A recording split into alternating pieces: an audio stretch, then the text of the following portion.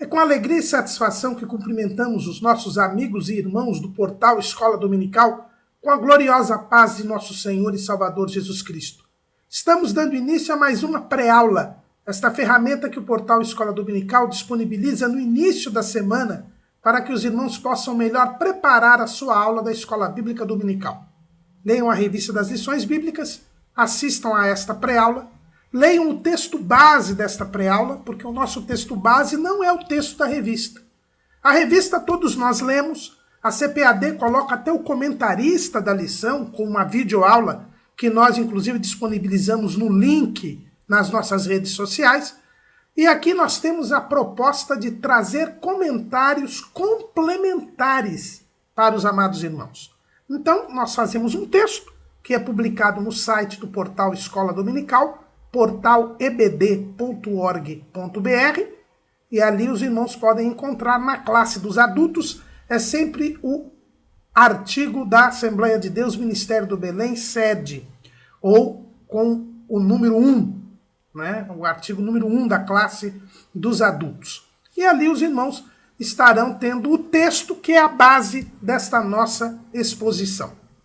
Além deste texto, nós disponibilizamos no site do portal Escola Dominical mais 4 ou 5 textos desta mesma lição.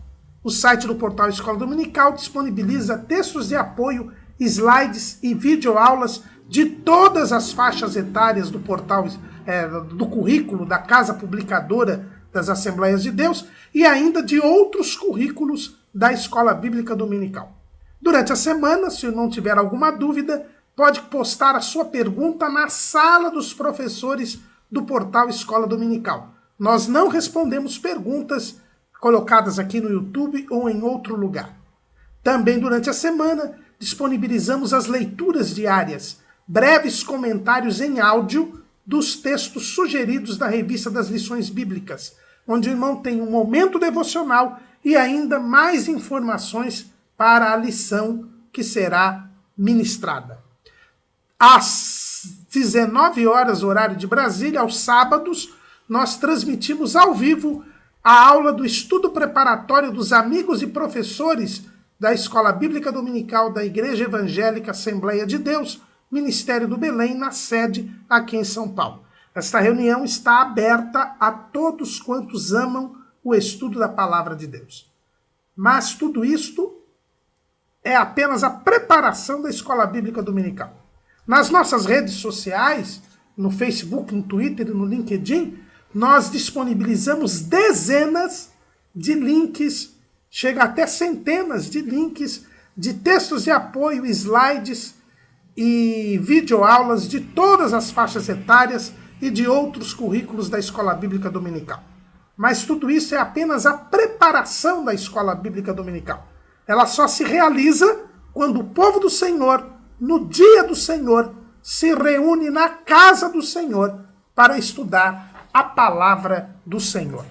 Neste quarto trimestre de 2019, nós estamos estudando o tema O Governo Divino em Mãos Humanas, liderança do povo de Deus em 1º e 2º Samuel. Estamos estudando os 2 livros de Samuel. O nosso comentarista é o pastor Osiel Gomes da Silva, que é o pastor presidente das Assembleias de Deus em Tirirical, São Luís, capital do estado do Maranhão. E hoje estaremos estudando a lição de número 3, ainda no 2º bloco do trimestre, onde estamos estudando a história de Samuel, a parte do 1º livro de Samuel, em que a personagem principal é o profeta Samuel. Hoje nós iremos estudar a lição de número 3, a chamada profética de Samuel. Nós terminamos a aula passada com Samuel sendo entregue pelos seus pais, Eucana e Ana. Eles foram entregues pelos seus pais ao sumo sacerdote Eli, que também estava julgando Israel desde a morte de Sansão. Então, Samuel foi entregue ao Senhor e por isso assumiu uma condição de filho adotivo de Eli e por isso foi inserido na linhagem sacerdotal, embora fosse descendente de Coate. E Samuel, então, em tenra idade, a Bíblia diz que ele era de tenra idade. Né? No primeiro livro de Samuel, no capítulo 2, versículo 18, diz assim: porém, Samuel ministrava perante o Senhor, sendo ainda jovem, vestido com um éfode de linho. Então, Samuel veio bem criança para o tabernáculo. Né? Foi entregue assim que desmamado. Qual a idade que ele tinha, nós não podemos precisar. Entre 3 e 5 anos, mais ou menos, porque naquele tempo o desmame demorava um pouco de tempo. Mas a verdade é que Samuel, a Bíblia chama ainda jovem, e no capítulo 2, versículo 11, diz assim: então Eucana foi-se a Ramá, a sua casa, porém o menino ficou servindo ao Senhor perante o sacerdote Eli. Ele é chamado de menino. Então estava na primeira infância. E a verdade é que Samuel, então, como que um filho adotivo de Eli, ele começa a servir no tabernáculo. Flávio Joséfo, ao falar sobre este episódio, ele diz o seguinte, lá no livro Antiguidades Judaicas, no livro 5º, no capítulo 11, ele diz o seguinte, que deixaram crescer-lhe o cabelo e ele só bebia água. Foi educado no templo, na verdade era o tabernáculo. Eucana teve ainda de Ana 3 filhos e 2 filhas. Então, o que nós vemos aqui é que Samuel, ele teve um tratamento todo especial no templo, porque ele foi entregue a Deus. Era uma criança que tinha sido dedicada ao Senhor. E Samuel era um nazireu, né?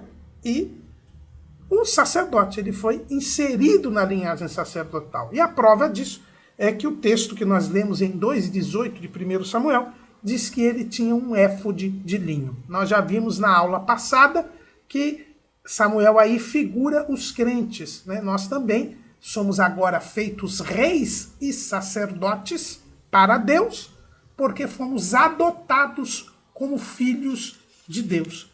Né? Deus nos deu o espírito de adoção e em Apocalipse 1:6 a Bíblia diz que Jesus nos fez reis e sacerdotes para Deus Pai. Então, Samuel aqui simboliza aqueles que creem em Jesus, que passam a pertencer a Deus como filhos por adoção.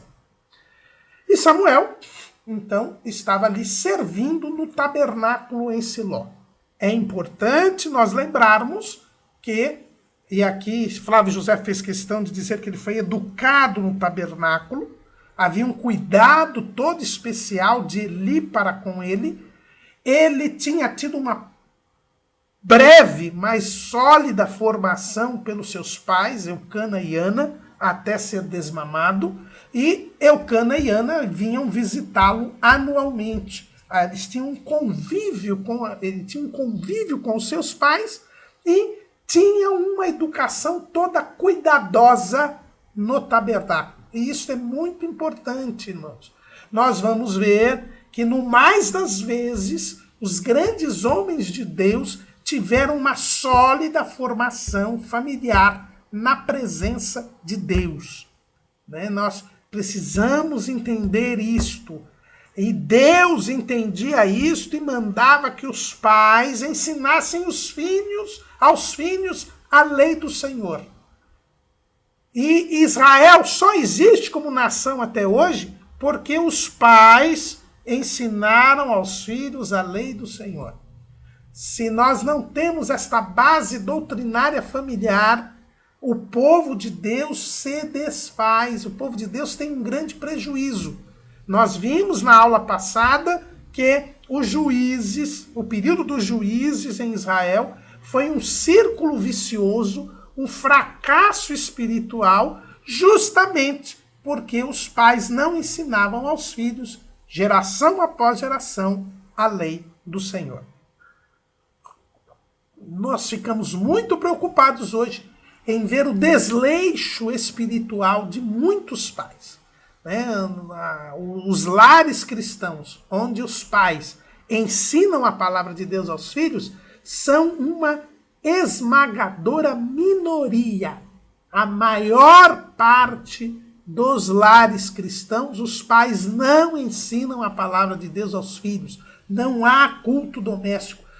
Nossas crianças não estão tendo uma formação doutrinária doméstica.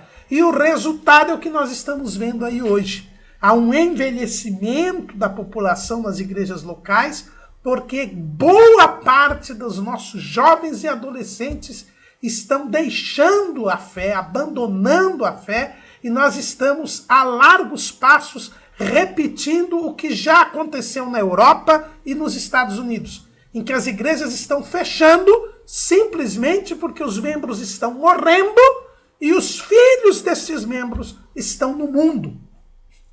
Samuel foi uma pessoa educada numa família fiel a Deus, adoradora de Deus, e com todo cuidado pelo sumo sacerdote Eli. E vejam que o tabernáculo, como nós vamos ver na próxima lição, o tabernáculo não era um ambiente sadio, por incrível que pareça.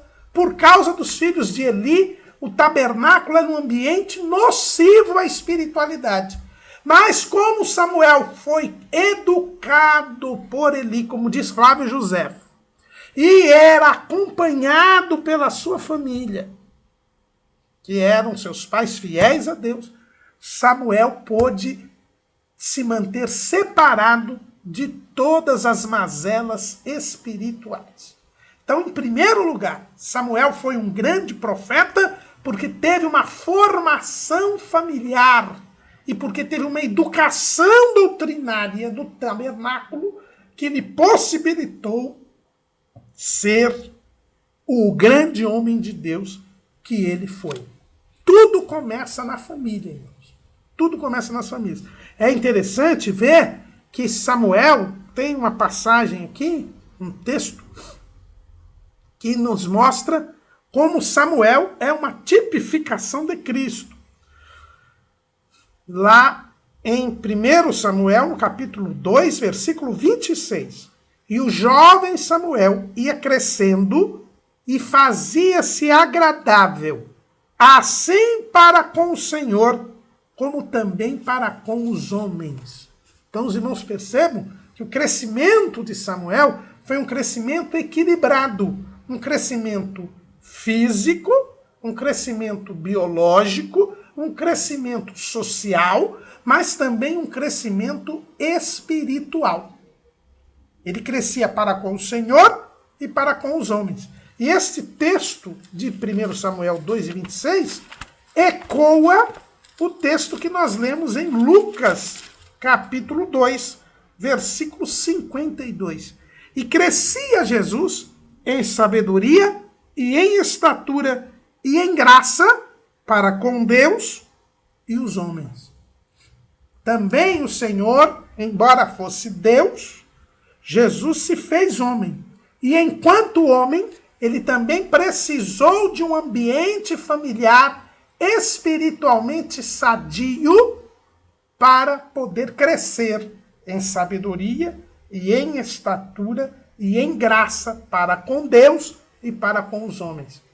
A Sagrada Família, como é chamada a família de Jesus, né? José e Maria e mais os irmãos de Jesus, era uma família espiritualmente sadia. Eram 2 servos de Deus que foram escolhidos a dedo pelo Senhor para dar um ambiente familiar favorável e propício ao crescimento físico, biológico, social e espiritual que Jesus precisava ter para depois, aos 30 anos, iniciar o seu ministério.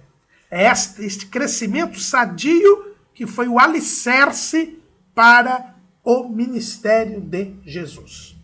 Aqui também, esse ambiente familiar sadio foi a base, o alicerce para o ministério de Samuel.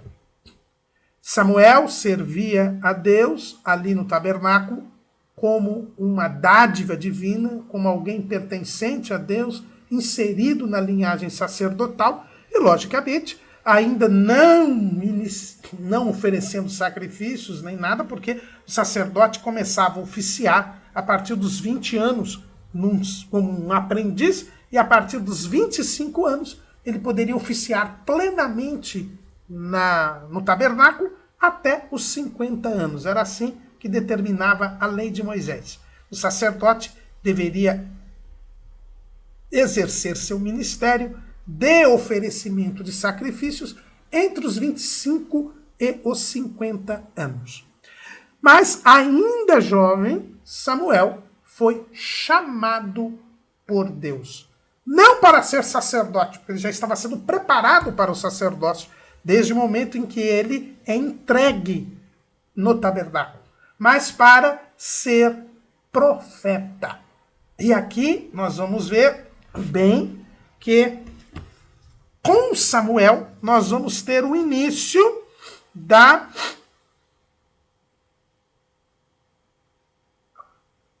regularidade do ofício profético.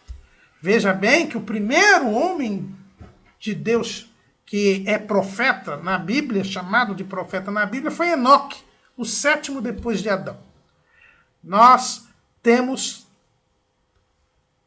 Moisés como um grande profeta. Né? O texto bíblico fala a respeito disso, lá em Deuteronômio, capítulo 34, diz assim, versículo 10, e nunca mais se levantou em Israel profeta algum como Moisés, a quem o Senhor conhecera face a face. Deus havia dito que levantaria profetas no meio do povo. Lá em Números, capítulo 12, no episódio da rebelião de Miriam e Arão contra Moisés, o Senhor dá a entender isso. Vamos ler lá em Números, capítulo 12, versículo 6. E disse, ouvi agora as minhas palavras. Se entre vós houver profeta, eu, o Senhor, em visão a ele me farei conhecer, ou em sonhos falarei com ele. Então Deus já deixou claro que poderia levantar profetas no meio do povo. Moisés foi um profeta, Josué foi um profeta. Nós temos no período dos juízes, Débora era uma profetisa. Mas a verdade é que havia uma irregularidade. Ou seja, Deus não levantava sempre profetas. Até porque o período dos juízes foi um período adverso do ponto de vista espiritual. Então, assim como a liderança sacerdotal foi perdendo relevância no período dos juízes, por causa do círculo vicioso, também não havia um ambiente favorável para o surgimento de profetas. Vez ou outra, nós tínhamos alguns profetas que eram levantados, né? Mas era coisa rara, coisa difícil. Veja bem o texto bíblico lá em 1 Samuel, no capítulo 3, no versículo 1, diz assim, e o jovem Samuel servia ao Senhor perante Eli, e a palavra do Senhor era de muita valia naqueles dias. Não havia visão manifesta. O que o texto está dizendo aqui? Que a palavra de Deus era rara, por isso que ela era de muito valor. Né? Uma outra tradução diz a palavra de Deus era rara, ou seja, era difícil alguém trazer uma mensagem de Deus. Por quê? Porque ninguém buscava a Deus. Porque o povo todo estava imerso na idolatria, influenciado pelas nações que conviviam com eles. E por isso não havia um ambiente propício à profecia. E isto é muito danoso, muito ruim, né?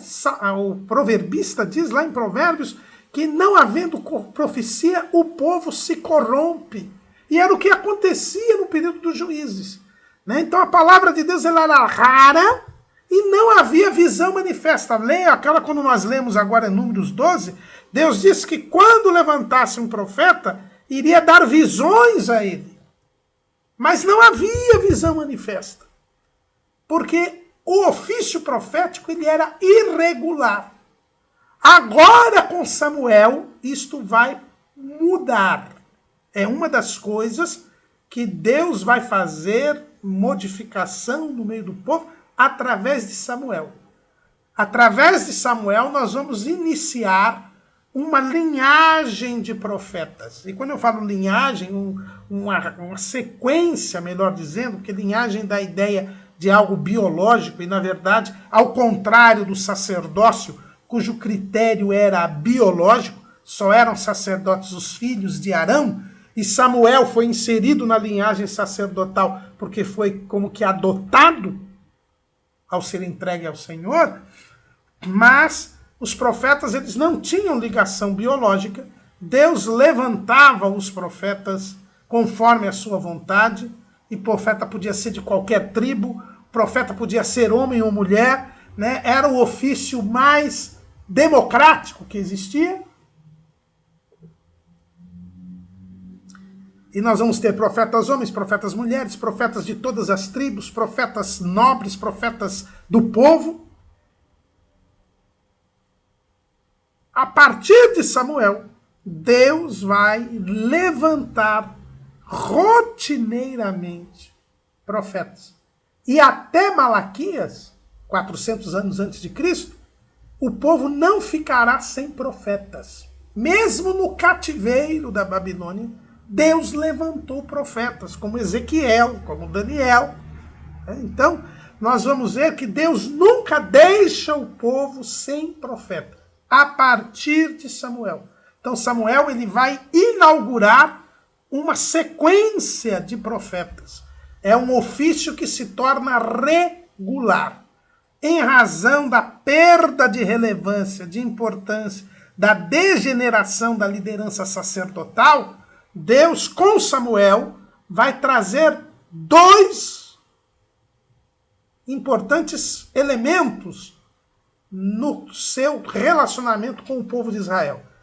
Vai tornar regular o ofício profético e vai criar o ofício de rei, que são os três ofícios através dos quais Deus agia e se relacionava com o seu povo. O ofício de sacerdote, de profeta e de rei. Até então, nós já tínhamos o ofício de sacerdote, mas ele estava sendo exercido de forma corrompida, e Deus então regulariza o ofício profético, começando por Samuel, e vai criar mais à frente o ofício de rei.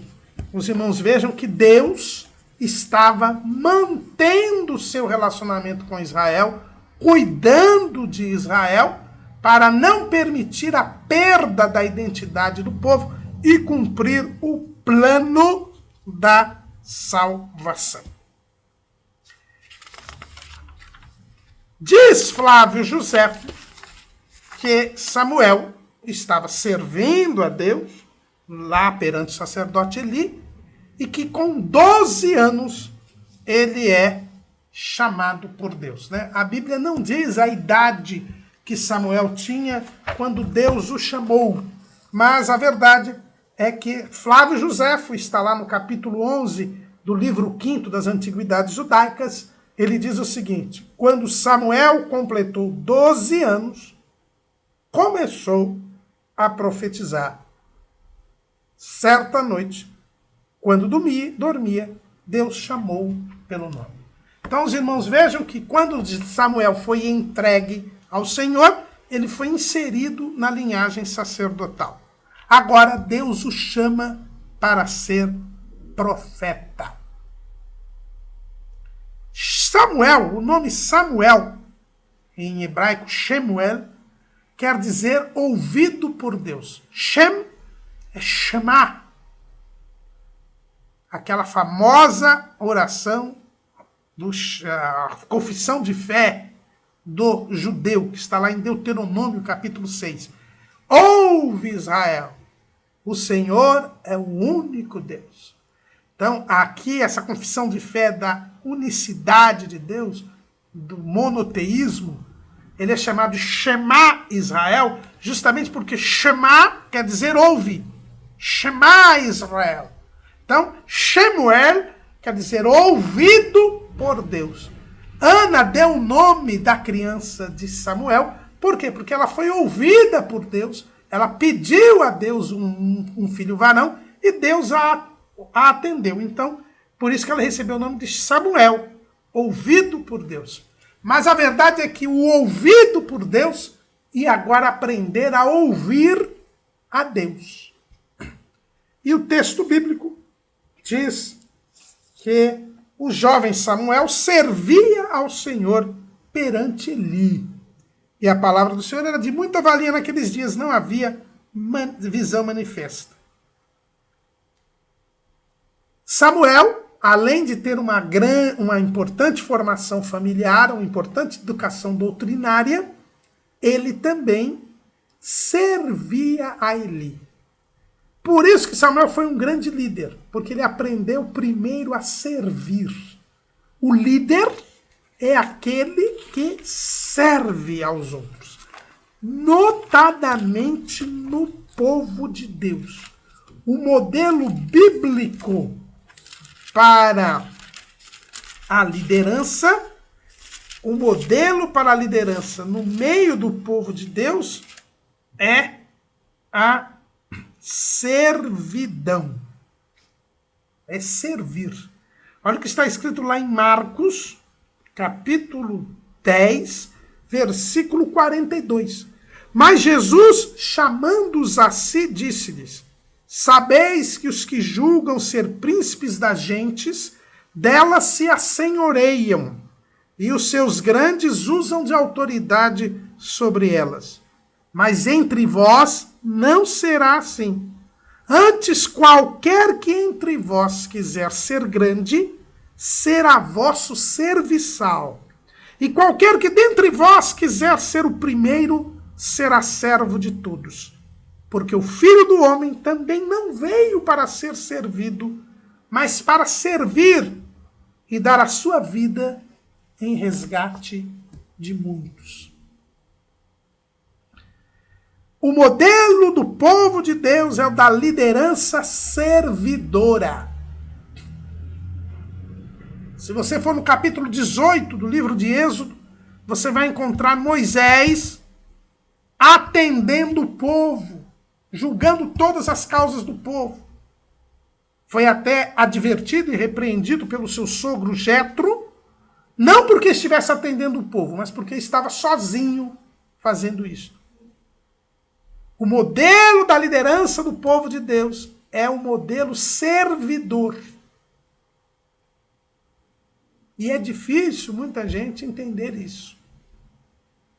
Hoje muitas pessoas estão fazendo como gentios.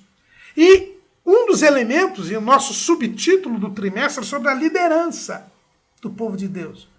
Um dos elementos que fez o sucesso e o fracasso desses líderes de Deus, Samuel, Saul, Davi, foi justamente o fato deles servirem ou querer ser servidos.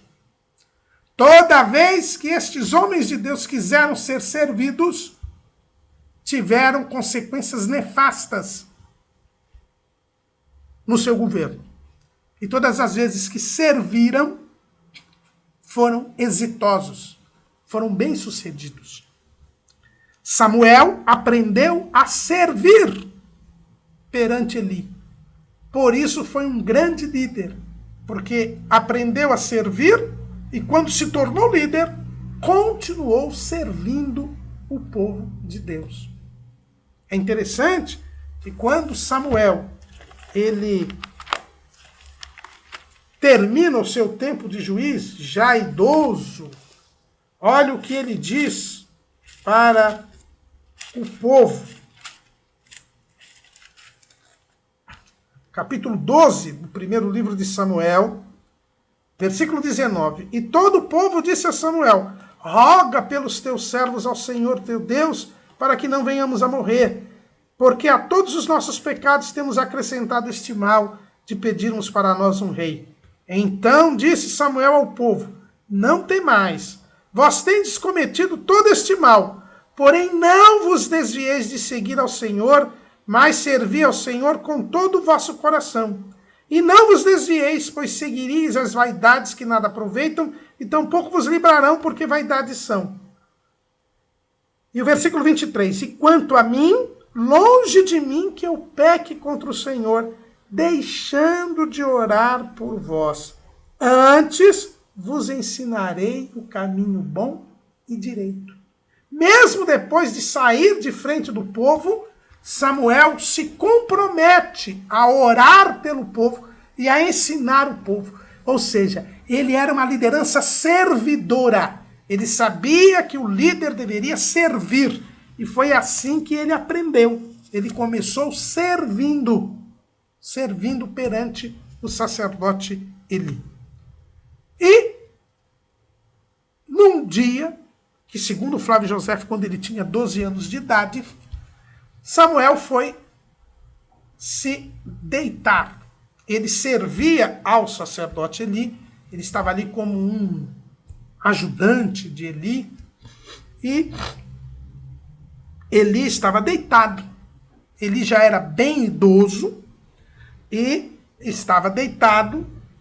A Bíblia diz que os seus olhos já se começavam a escurecer, ele já não podia ver, e ainda já se estava anoitecendo, e Samuel ficava num aposento ao lado do aposento de Eli.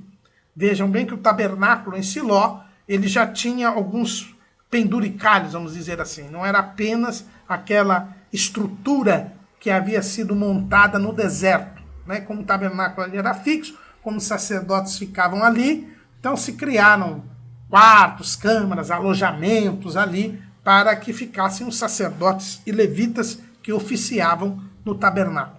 E Eli, como sumo sacerdote, tinha ali o seu aposento, e Samuel ficava ao lado, num aposento à parte, porque estava pronto para servir. E é interessante que, apesar de ser noite, apesar de Eli ser idoso, o texto diz que a lâmpada ainda não havia se apagado no tabernáculo.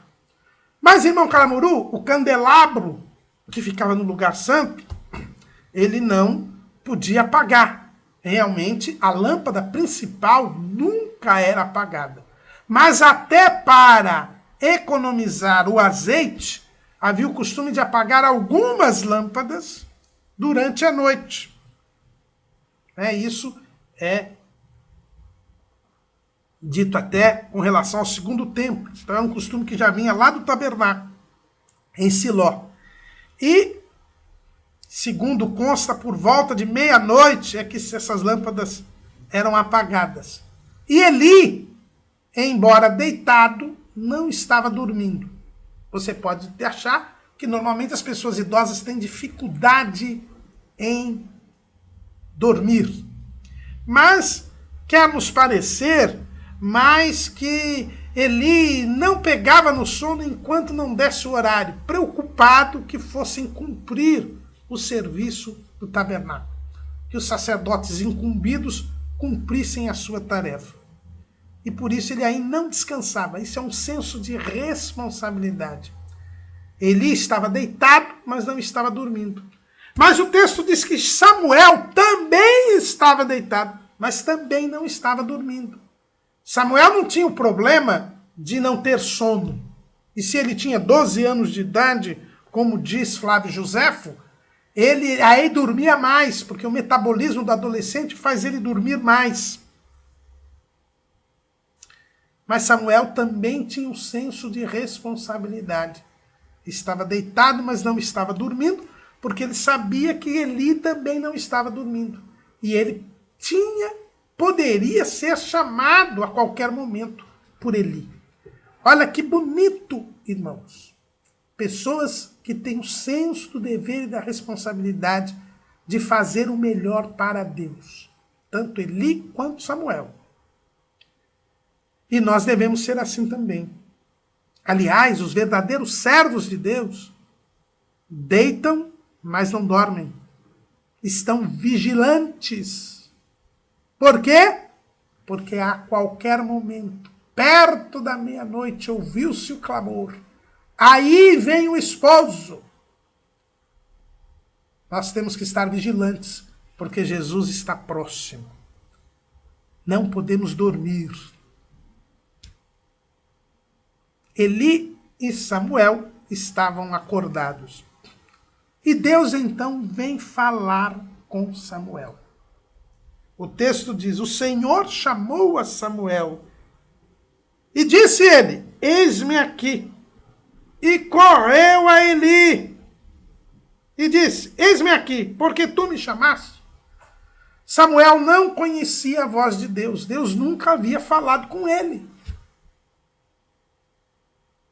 Por isso, quando eu vejo um texto como esse, eu começo a pensar naqueles irmãos que dizem que não entendem, porque alguns irmãos e irmãs em testemunhos dizem que Deus falou com ele. Por que Deus fala com ele e nunca fala comigo? E pessoas até zombam e até desacreditam desses testemunhos. Porque dizem: olha, Deus nunca falou comigo, como é que vai falar com aquele irmão? Porque são pessoas que nunca ouviram a voz de Deus. Por que não ouviram a voz de Deus? Porque não têm intimidade com Deus. Se eu tenho um servo de Deus que ora, que busca a face do Senhor, que medita nas Escrituras, esta pessoa certamente ouvirá Deus falar. Porque a oração é um diálogo nosso com Deus. A meditação das Escrituras é um diálogo de Deus conosco. Essas pessoas ouvirão sim Deus falar, porque Deus quer falar com todos. Deus quer ter comunhão com o homem. Por isso mandou Jesus morrer por nós na cruz do Calvário, para tirar o pecado do mundo, que é o que nos faz separação de Deus. E se Deus quer comunhão, eu não tenho comunhão sem antes ter comunicação. Então eu fico muito preocupado com esses crentes que duvidam que Deus fale. Porque são crentes que não têm intimidade com Deus. Meu irmão, em vez de criticar o testemunho daquele irmão ou irmã que diz que Deus falou com ele, comece a ter uma vida de oração. Comece a ter uma vida de meditação nas Escrituras e você também ouvirá a voz de Deus.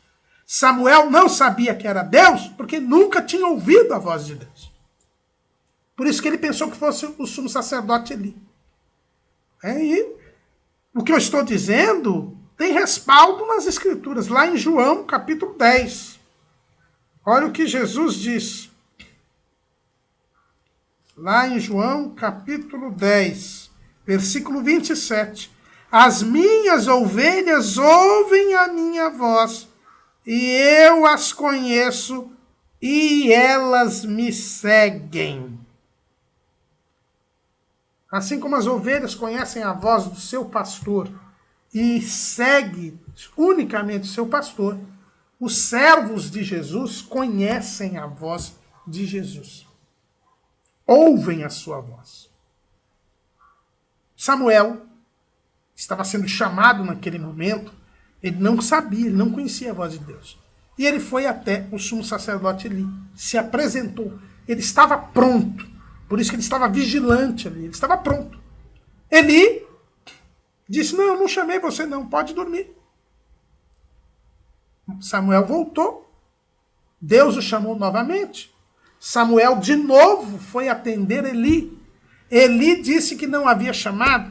E assim ocorreu por 3 vezes. Na terceira vez, Eli se mancou, como diz o povo. Eli desconfiou que fosse Deus. Eu vejo alguns pregadores dizer que isso era um sinal de que Eli estava desviado, de que Eli estava fora da direção de Deus. Realmente Eli estava fora da direção de Deus, E nós vamos ver isso na próxima lição. Mas o fato de só na terceira vez Eli ter percebido que era Deus chamando Samuel, não me quer parecer seja uma... Não nos quer parecer seja uma demonstração da espiritualidade doentia de Eli. O texto bíblico diz que naquele tempo a palavra de Deus era rara. Não havia visão manifesta.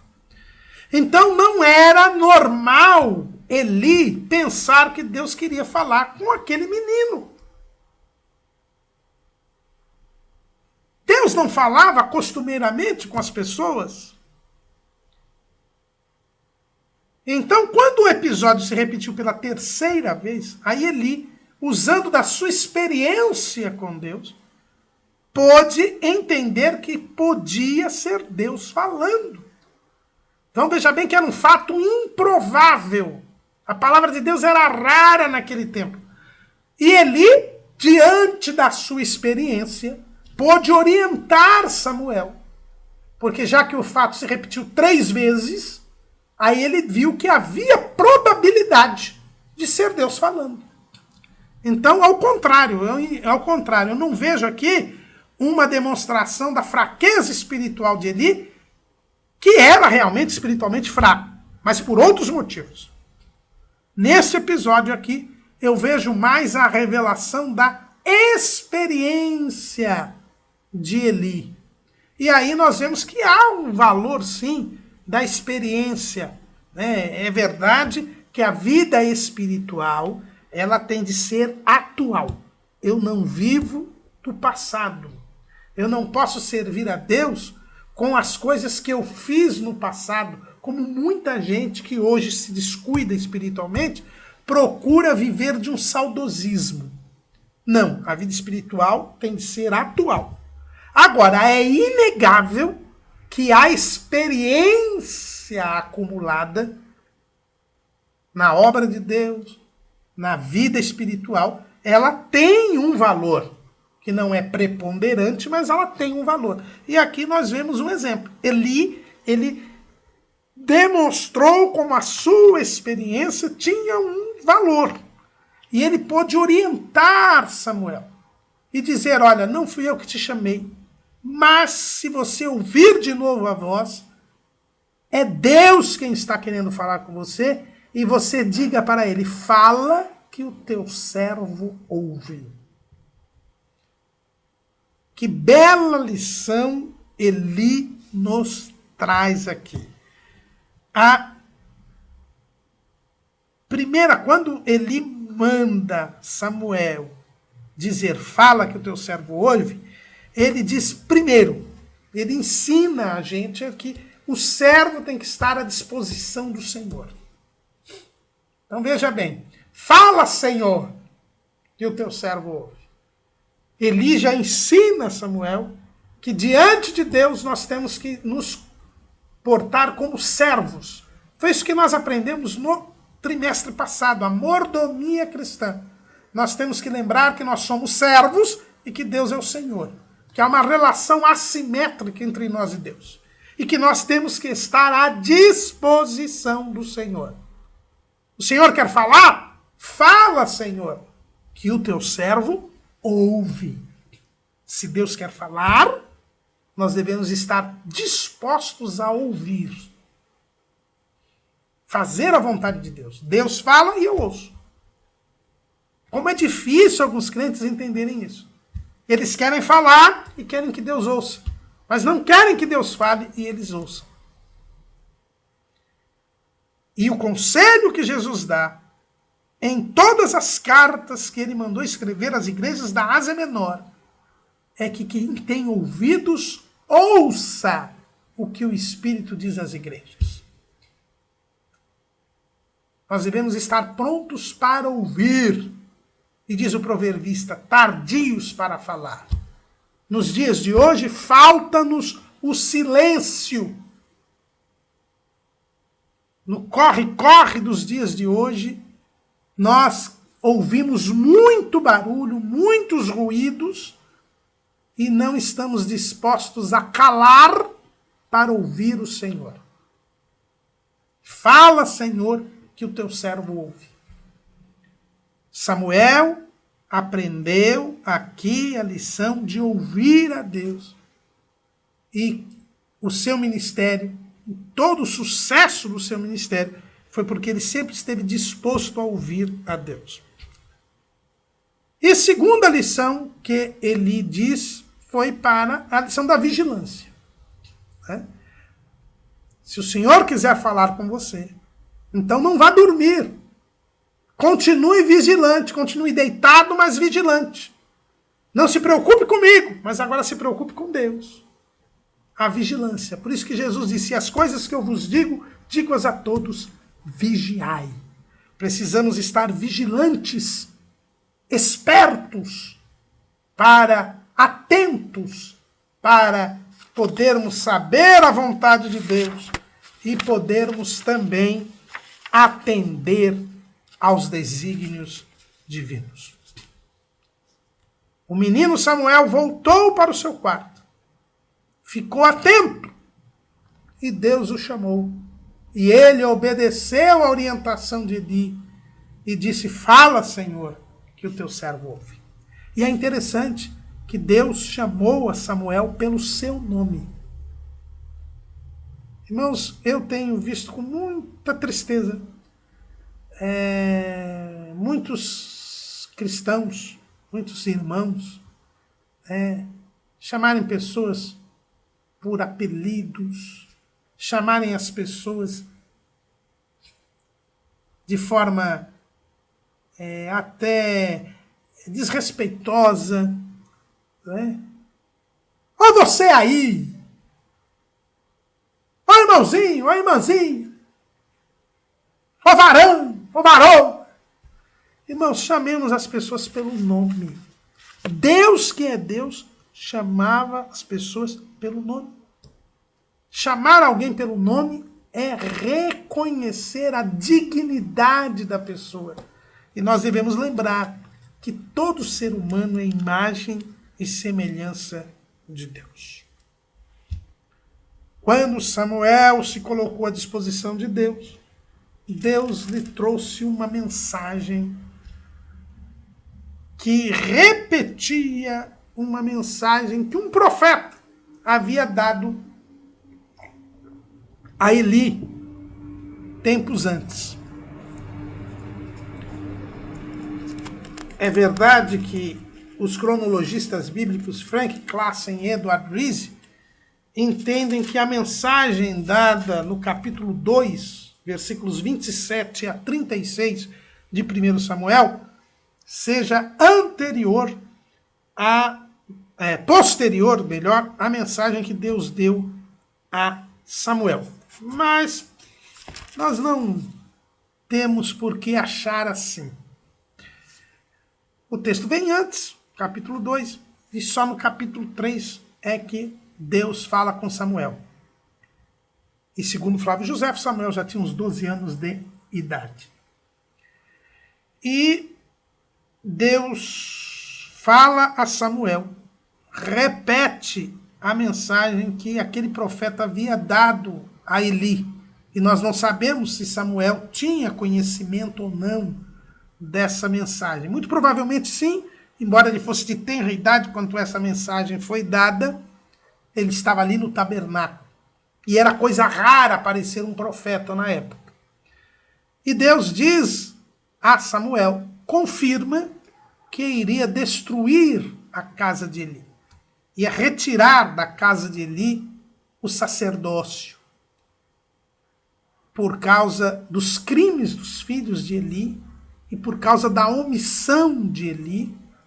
E que, como sinal que era Deus que iria fazer isto, Eli e seus filhos morreriam no mesmo dia.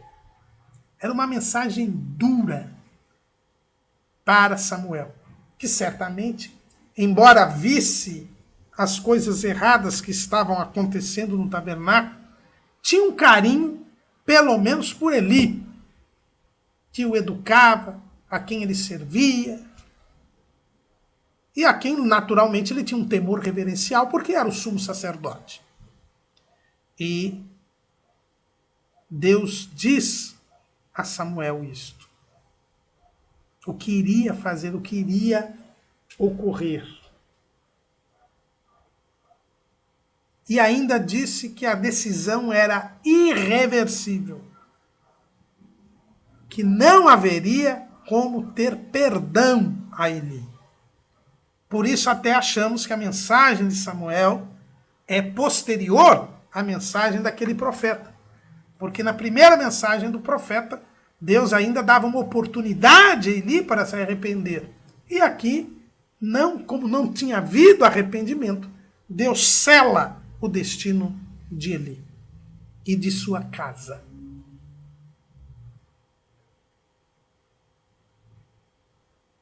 Feita a mensagem,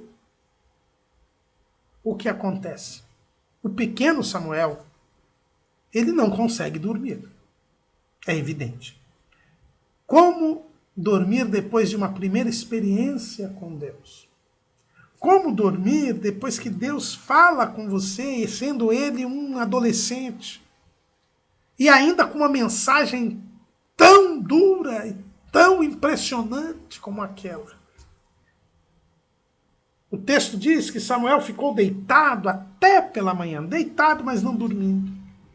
Aí deu logo manhãzinha, ele abriu as portas da casa do Senhor, ou seja, ele retomou a rotina. E isso é outra lição importante. Sendo um adolescente, ainda imaturo, Samuel podia se engrandecer, se embriagar. Afinal de contas, era raro Deus falar com alguém. Ele havia sido escolhido para que Deus falasse com ele. Ele tinha recebido uma mensagem de Deus. Ele poderia ficar eufórico. Não, ele manteve a rotina.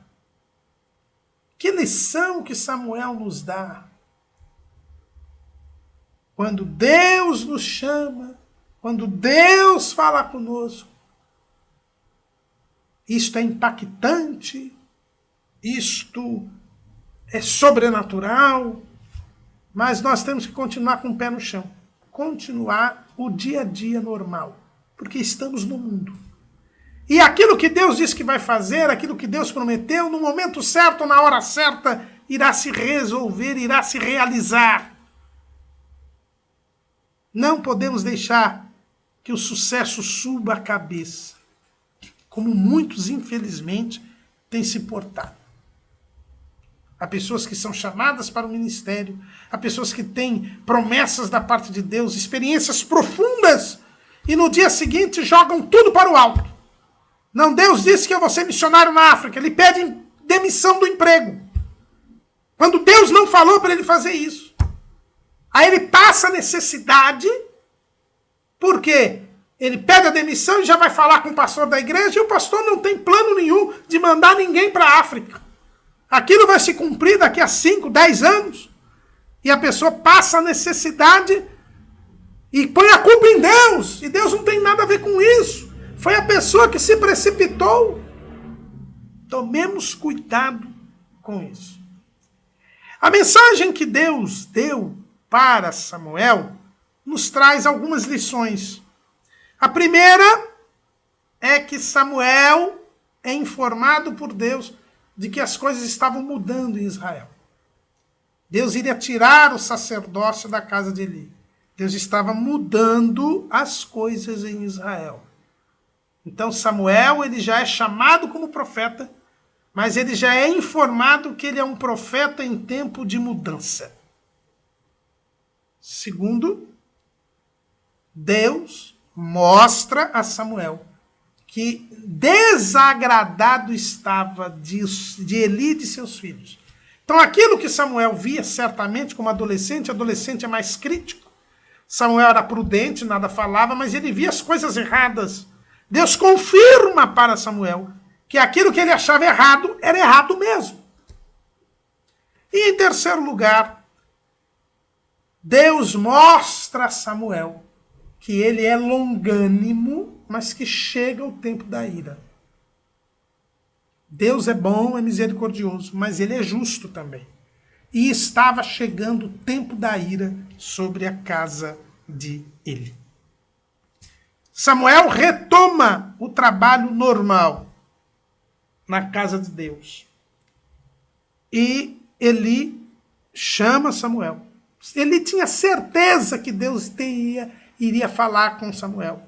Tinha falado com Samuel. E Eli então chama Samuel e pede para que Samuel diga o que Deus havia falado. E que não escondesse. Então a gente já nota que Eli sabia que a mensagem de Deus lhe era contrária. Eli estava como conformado com o pecado. Eli estava acovardado. Assumiu a condição de omisso com relação aos despauterios que os seus filhos estavam fazendo. E esse foi o fim de Eli. Esse foi o grande erro de Eli. Conformar-se com o pecado. É por isso que o apóstolo Paulo diz lá em Romanos capítulo 12, versículo 2: E não vos conformeis com este mundo, mas transformai-vos pela renovação do vosso entendimento, para que experimenteis qual seja a boa, perfeita e agradável vontade de Deus. Nós não podemos nos conformar com o mundo, porque quem é conformado com o mundo acaba deformado por ele e acaba se perdendo. Porque o deformado perde a condição sacerdotal. O sacerdote, na antiga aliança, não podia ter nenhuma deformidade. Ele não podia ter nenhuma deformidade. Lá em Levítico, capítulo 21, diz assim,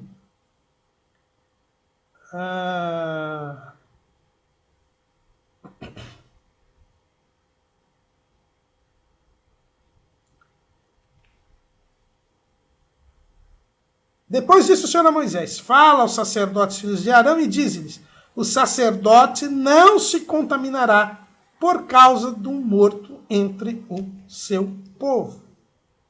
Ele não podia se contaminar, em primeiro lugar. Em segundo lugar, no versículo 18, pois nenhum homem em quem houver alguma deformidade se chegará, como o homem cego ou coxo, de nariz sato, de membros demasiadamente compridos, ou o homem que tiver o pé quebrado, ou quebrada a mão, ou corcovado, ou anão, ou que tiver belida no olho, ou sarna, ou impígios, ou que tiver testículo quebrado. Nenhum homem da semente de Arão, sacerdote, em que houver alguma deformidade, se chegará para oferecer as ofertas queimadas do Senhor. Falta nele há. Não se chegará para oferecer o pão do seu Deus. Nenhum sacerdote podia se contaminar, nem ter deformidade. E Eli, infelizmente, ele se contaminou pela omissão, ele permitiu a contaminação do sacerdócio. E, por se conformar com o mundo, ficou deformado. Porque quem toma a forma do mundo, conformar é tomar a forma. E a forma do mundo é deformada, porque é a forma do pecado. Por causa disso, ele não tinha mais perdão. Ele havia deixado de se arrepender. E por isso, quem cobre a sua transgressão nunca prosperará. É isso que nós aprendemos com a mensagem que Samuel trouxe a Eli. A partir dali, Deus começa a usar Samuel, a regularmente trazer mensagens a ele. Veja o que diz o texto. E crescia Samuel, e o Senhor era com ele, e nenhuma de todas as suas palavras deixou cair em terra. E todo Israel, desde Dan até Berseba, conheceu que Samuel estava confirmado por profeta do Senhor. E continuou o Senhor a aparecer em Siló, porquanto o Senhor se manifestava a Samuel em Siló pela palavra do Senhor. A partir daquele dia, como diz Flávio Joséfo, Samuel começou a profetizar. E aqui nós vemos que o ministério, o ofício de profeta, ele necessitava de uma confirmação diante do povo. Porque na lei, Deus dizia ao povo como discernir entre o verdadeiro e o falso profeta. Lá em Deuteronômio capítulo 18, versículo 20. Porém, o profeta que presumir soberbamente de falar alguma palavra em meu nome, que eu não lhe tenho dado falar, ou que falar em nome de outros deuses, o tal profeta morrerá. E se disseres no teu coração, como conheceremos a palavra que o Senhor não falou? Quando tal profeta falar em nome do Senhor, e tal palavra se não cumprir, nem suceder assim, esta é a palavra que o Senhor não falou. Com soberbo falou o tal profeta, não tenhas temor dele. Por isso que o texto diz que Deus não deixou cair nenhuma palavra em terra daquelas palavras que Samuel falava. Deus começou a falar com Samuel, Samuel começou a dar mensagens ao povo, e as palavras que Samuel falava se cumpriam literalmente.